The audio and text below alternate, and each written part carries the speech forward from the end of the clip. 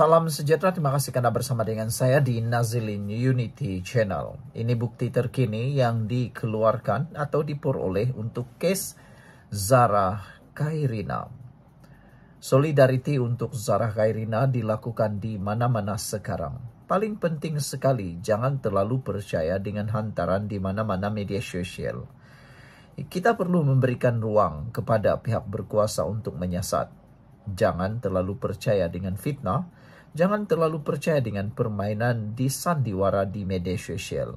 Kadang-kadang kita juga amat kecewa, simpati dengan keluarga Zarah kerana mereka sekarang terpaksa pula menanggung pelbagai tekanan gara-gara media sosial yang memainkan isu ini. Nasihat saya kepada semua netizen, cubalah kita memahami perasaan keluarga Zarah Khairina. Janganlah anda mempost sebarang perkara yang spekulasi. Janganlah anda menimbulkan lebih besar tanggung jawab yang lebih mungkin akan membuatkan ramai orang tersakit. Hari ini tanda tanya di sebalik kes arwah Zarah Khairina mula timbul sekali lagi. Kata peguam ini, Hanifah Maidin, "Alhamdulillah saya berpeluang bercakap dengan salah seorang peguam keluarga arwah Zarah Khairina Mahathir. Namun demi menghormati proses siasatan, saya tidak akan berkongsi isi perbualan tersebut," kata Hanifah Maidin. "InsyaAllah, saya akan cuba bersikap profesional dalam isu seperti ini," katanya lagi. Secara kebetulan, peguam tersebut adalah rakan lama saya.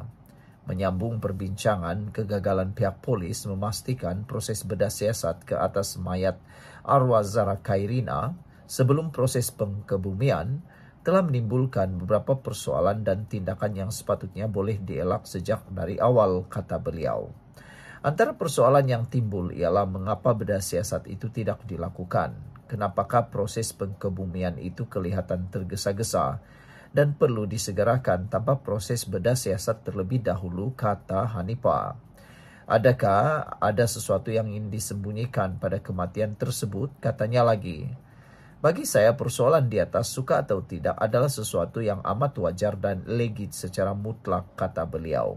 Selanjutnya, dengan ketiadaan proses bedah siasat yang lebih awal itu, beberapa tindakan yang sepatutnya boleh dielakkan sebaliknya kini terpaksa perlu dilakukan, kata beliau lagi. Sebelum kita teruskan ulasan ini, jangan lupa tinggalkan komen Anda dengan tanda pagar "Kami Sayang Zarah". Sebelum itu saya kongsikan kepada Anda semua, ini terapi imun Transfer Factor for Life, terapi imun yang meningkatkan daya imun badan kita sehingga 400% secara umum dan ringkasnya. Apabila imun badan kita lemah, apabila imun badan kita jadi bodoh, apabila imun badan kita tidak lagi bertindak kuat, kita mudah kena penyakit dan kita mudah untuk kena serangan penyakit. Kita tidak dapat melawan penyakit daripada dalam tubuh badan kita. Tetapi apabila imun badan kita menjadi kuat dan menjadi bijaksana, semua jenis penyakit boleh ditangani dengan peningkatan daya imun badan dan kebijaksanaan imun badan kita. Dapatkan produk ini melalui nomor telepon saya yang tertera. Saudara-saudara sekalian, boleh menyebabkan penjenayah terlepas, kata Hanifah Maidin. Misalnya, laporan polis tambahan pada 30 Julai lalu di Balai Polis Sipitang. Permohonan agar kubur arwah digali semula dan telah pun berlaku bagi membolehkan bedah siasat dibuat. Selain terpaksa memanggil pakar dari Semenanjung Malaysia. Dalam kes kematian tragis yang menimbulkan misteri dan persoalan sebegini, pihak yang begitu tertekan sudah tentu keluarga si mati kerana mereka tentu perlu kepada apa yang dipanggil pengakhiran bagi memadamkan segala persoalan yang timbul. Setakat ini nampaknya ia tidak seperti yang diharapkan. Hal ini tentu menimbulkan atau menambah tekanan yang tidak perlu kepada keluarga arwah. Kini telah beralih pula kepada isu siasatan polis. Sebagai mantan peguam jenayah, saya ingin mengatakan bahawa kes Zarah Khairina ini ibarat contoh klasik tahap penyiasatan yang begitu lemah daripada pihak polis, kata Hanifah Maidin. Berdasarkan pengalaman saya mengendalikan perbicaraan kes-kes jenayah di mahkamah, kelemahan penyiasatan sering menjadi bahan teguran para hakim kerana ia boleh membawa kepada kelemahan proses pendakwaan. Apa yang lebih parah lagi ialah Kelemahan itu juga boleh mengakibatkan kemungkinan besar penjana yang sebenar terlepas begitu sahaja tanpa dapat dihukum. Harapan kita ialah keadaan itu tidak berlaku dalam kes Zara Khairina, kata Hanifah. Diberitakan bahawa Pesuruhjaya Polis Sabah, Jauti Dikun, memaklumkan bahawa seramai 60 individu dipanggil memberi keterangan termasuk 3 pelajar senior dikenali sebagai Kak Wana, Kak Dedeng dan Tomboy yang dikatakan turut dikaitkan dalam kes tersebut. Penyiasatan polis yang cekap sudah tentu bukan sekadar pemanggilan saksi semata-mata. Hatta 60 individu sekalipun, tetapi ia juga melibatkan pengumpulan bahan-bahan bukti yang material dan perlu. Saya agak terkejut apabila membaca kenyataan peguam keluarga arwah di media yang menyatakan hatta pakaian Zara Khairina tidak diambil, sedangkan bagi saya itu adalah bahan bukti yang amat material untuk tujuan forensik, kata Hanifah. Tak boleh lari dari tanggung jawab. Dilaporkan juga di media bahawa wujud rakaman perbualan telefon di antara arwah Zara Khairina dengan ibunya. Melalui perbualan itu, arwah dikatakan mengadu kepada ibunya mengenai beberapa orang pelajar senior di sekolah yang tidak berpuas hati dengannya. Zara Khairina juga memetik nama seperti Kak M dan Kak C, serta menyatakan bahawa dia serta rakannya diganggu oleh mereka. Apakah bentuk gangguan tersebut tidak dapat dipastikan. Saya tidak pasti adakah polis mengetahui tentang kewujudan rakaman berkenan sejak awal. Jika ya, sudah tentu rakaman perbualan tersebut adalah bukti yang material dan wajar diambil oleh pihak berkuasa sebagai bahan bukti.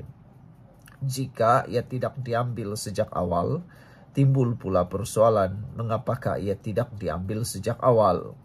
Dan tidak juga dapat dipastikan adakah penyiasatan polis menunjukkan wujudnya insiden buli sebelum kematian arwah. Jika ada, apakah wujud sebarang tindakan dari pihak-pihak sekolah, misalnya bagi menyiasat insiden buli? Sebaliknya, jika tiada tindakan daripada pihak sekolah, mengapa, kata Hanifah Maidin? Jika ditakdirkan memang ada insiden buli, sekurang-kurangnya siasatan awal sudah boleh menjustifikasikan pihak polis untuk menangkap dan menahan suspek dan mendapatkan perintah reman mengikut Seksyen 117 Kanun Prosedur Jenayah. Proses di atas nampaknya juga tidak berlaku. Mengapa atau apakah alasan, maka ia tidak berlaku juga tidak dapat dikenal pasti. Dari segi perundangan, jika buli dikatakan berlaku, fizikal atau bukan fizikal, pihak sekolah tidak boleh lari daripada tanggung jawab berasaskan satu doktrin dalam perundangan yang dikenali sebagai vicarious liability. Apapun kini kita perlu menunggu sama ada inquest akan dibuat atau tidak. Inquest ialah suatu proses perundangan yang diperuntukkan dalam Kanun Prosedur Jenayah apabila punca sesuatu kematian itu tidak dapat dikenal pasti. Diberitakan bahawa Perdana Menteri Anwar Ibrahim menjanjikan ketelusan dalam isu ini. Mungkin proses yang perlu bagi merealisasikan janji dan hasrat Perdana Menteri tersebut ialah kewujudan Suruhanjaya Siasatan Diraja. Tulisan ini dibuat oleh Hanifah Maidin, ialah mantan Timbalan Menteri Undang-Undang. Tulisan ini tidak semesti mencerminkan pendirian Malaysia Kini dan admin Nazilin Unity Channel. Saudara-saudara sekalian, itulah dia isu yang panas sekarang. Kita doakan solidariti untuk Zara Khairina. Kita jumpa lagi. Bye-bye.